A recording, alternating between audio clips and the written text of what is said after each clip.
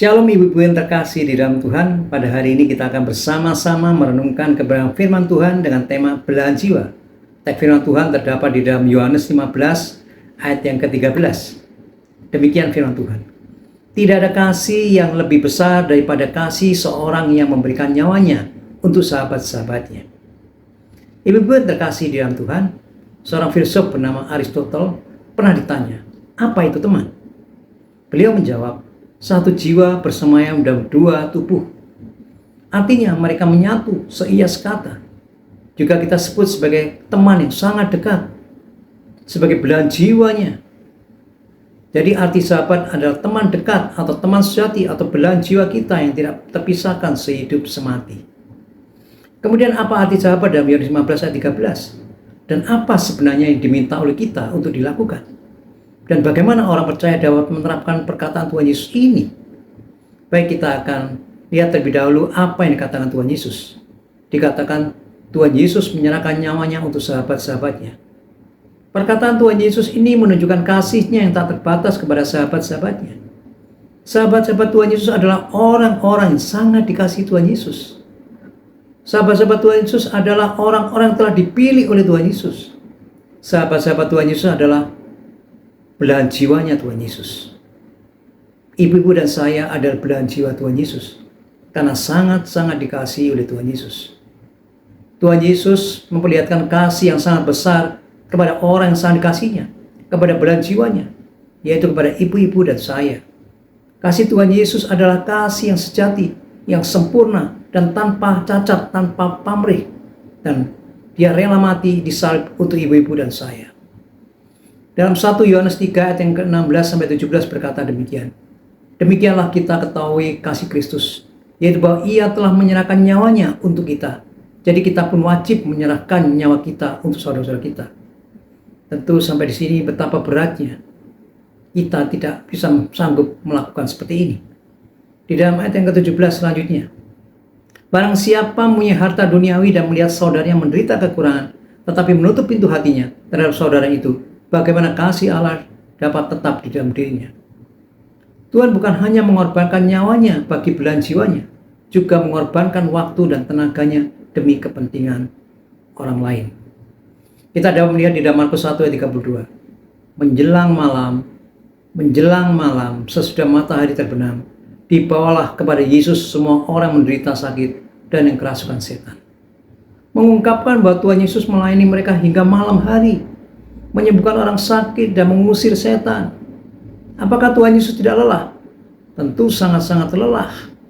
Tuhan Yesus bisa saja mengusir orang banyak atau menolak mereka dan meminta mereka kembali esok hari atau kembali di lain hari agar Tuhan Yesus bisa beristirahat dan memiliki waktu pribadinya. Namun Tuhan Yesus tidak melakukannya.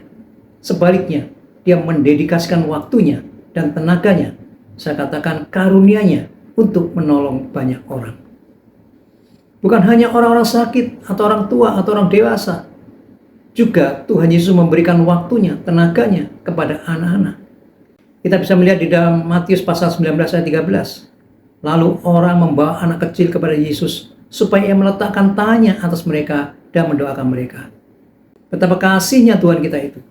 Tuhan sangat mengasihi orang-orang tua, dewasa, anak-anak, orang miskin, orang sakit, dan sebagainya. Bagaimana dengan kita? Bagaimana dengan ibu-ibu? Kalau kita tidak bisa menyerahkan nyawa kita buat orang lain, kita masih memiliki cara lain untuk berkorban, menolong saudara-saudara kita. Dengan cara-cara praktis kita dapat mempraktekkan kasih Tuhan dalam hidup kita.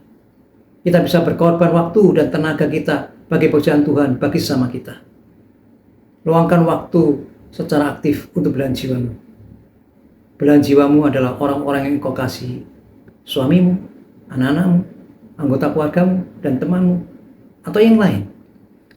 Dengan menelepon mereka, bercakap-cakap dengan mereka, berjalan bersama-sama, memberi perhatian dengan mengirim WA.